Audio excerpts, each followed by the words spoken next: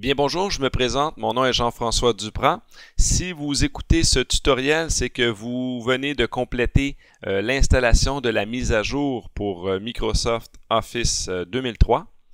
Donc, dans ce tutoriel, je vais vous présenter les nouvelles fonctionnalités auxquelles vous avez le droit maintenant suite à cette installation. Donc, premièrement, je vais les énumérer. Vous avez la possibilité maintenant de créer, éditer, modifier des documents pour Microsoft Office 2007. Vous avez également la possibilité de créer, modifier et éditer des documents pour OpenOffice. Et vous avez également la possibilité de créer des documents PDF. Donc, pour le besoin de ce tutoriel, j'ai déjà placé sur mon bureau un dossier contenant des documents que nous allons utiliser pour démontrer ces nouvelles fonctionnalités. Donc, si je commence ici, je vais commencer par démarrer Microsoft Office. Donc, je viens voir ici Office 2003. Je vais tenter d'ouvrir un document qui a été créé avec Microsoft Office 2007. Donc, je vais faire Fichier, Ouvrir. Je regarde ici sur le bureau. J'ai un dossier qui s'appelle Document Test. Puis ici, comment je fais pour détecter que c'est un document qui a été fait à l'aide de Microsoft Office 2007? C'est qu'il y a un X à la fin de l'extension. Donc ça, c'est la version 2007 va créer des extensions comme ça avec un X à la fin. Donc XLSX, ça me dirait, je pourrais identifier que c'est un document qui a été créé avec Microsoft Office 2007. Donc dans ce cas-ci, le docx, c'est un document qui a été créé avec Microsoft Office 2007. Je vais essayer de l'ouvrir. Et voilà, je réussis à l'ouvrir sans problème. Donc, c'est parfait. Donc, je peux éditer ici. Je pourrais commencer à modifier ce texte-là comme je veux, sans problème, et enregistrer à la fin. Donc, ça va pour l'ouverture de documents en format 2007. Je ne sauvegarde pas. Donc, si jamais je veux créer, je vais faire un nouveau document, vierge, mon test, et je veux le sauvegarder dans un format pour Microsoft Office 2007. Je m'en viens ici, Fichier, Enregistrer sous. Puis ici, c'est là que je vais pouvoir préciser que c'est un document version 2007, donc docx. Et voilà, mon test, parfait, j'enregistre et c'est fait. Donc, je pourrais partager ce document-là avec quelqu'un qui a une version de Microsoft Office 2007 et il pourrait l'éditer sans problème. Donc, ça va pour ça. Maintenant, si je veux essayer d'ouvrir un document qui a été réalisé à l'aide d'OpenOffice, je m'en viens ici, Fichier, Ouvrir.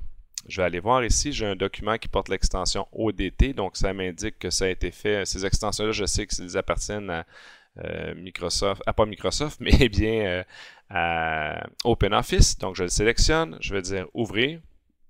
Et voilà, je suis dans le document et je suis prêt à éditer ce document-là. Comme bon me semble, c'est pas plus compliqué que ça. Je peux sauvegarder par la suite mon document, il sera modifié. Il va rester avec l'extension ODT. Donc maintenant, je ne sauvegarde pas. Maintenant, si jamais je veux créer un document, nouveau document, document vierge, et j'aimerais envoyer ce document-là, j'ai besoin d'envoyer ça à des enseignants qui, eux, auront à le modifier, parce que c'est le seul cas où je devrais envoyer un document en format ODT ou docx, c'est quand je sais que les gens à qui j'envoie ce document-là, ils devront le modifier. Sans ça, il est préférable de générer des documents PDF. Donc, dans ce cas-ci, c'est pour un enseignant qui devra le modifier. Donc, mon test document. Parfait. Donc, je vais faire ici Fichier, Enregistrer sous. Et c'est le même principe. Je dois aller préciser ici le format. Ici, qui est un document Open Document ODT. ODF ou ODT. Ici, on voit l'extension. Donc, je vais enregistrer mon test document. Parfait. Ici, mon test document ODT contient peut-être des fonctionnalités non compatibles avec le format ODF. Donc, ça ici, c'est une prévention parce que oui, ça pourrait arriver que ce ne soit pas à 100%. Dans le fond, toutes les fonctions qui sont disponibles dans Word ne sont pas nécessairement disponibles dans OpenOffice. Donc, ça se pourrait qu'il y ait certaines anomalies, mais généralement, dans les documents simples, ça fonctionne très bien. Donc, je vais faire ici oui. Et voilà, le document a été créé, donc je pourrais envoyer ça à un enseignant qui pourra à son tour le modifier. Maintenant, comment je fais pour créer un document PDF? Donc, on va regarder ce même document-là. Par exemple, je vais envoyer ce document-là à des gens qui n'auront pas besoin de l'éditer ou de le modifier. Donc, je vais créer un PDF. Je vais faire Fichier, Imprimer. Ici, je dois sélectionner l'imprimante PDF Creator. Parfait. En passant, cette manière de faire là va être la même, peu importe l'application que vous utilisez.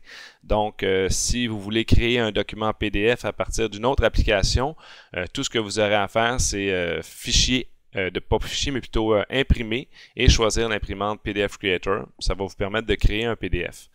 Donc, ici, je vais dire OK. Je vois apparaître une fenêtre qui me demande le nom que je veux donner à ce document-là. Je vais l'appeler mon document PDF. Parfait. Je clique sur Enregistrer. Maintenant, il me demande à quel endroit je veux le déposer. On va le mettre sur le bureau, c'est parfait. Mon document PDF, enregistré. Puis automatiquement, une fois que c'est généré, le document s'ouvre. Le document PDF s'ouvre dans un visualisateur pour les documents PDF. Donc, je vais fermer pour vous montrer bien vous montrer ce qui s'est passé. Donc, j'ai maintenant ici sur mon bureau un document PDF qui a été généré. Donc, si je double-clique, je me retrouve dans mon document PDF. Donc, ça fait le tour des nouvelles fonctionnalités auxquelles vous avez droit. Je vous remercie pour votre attention. Au revoir.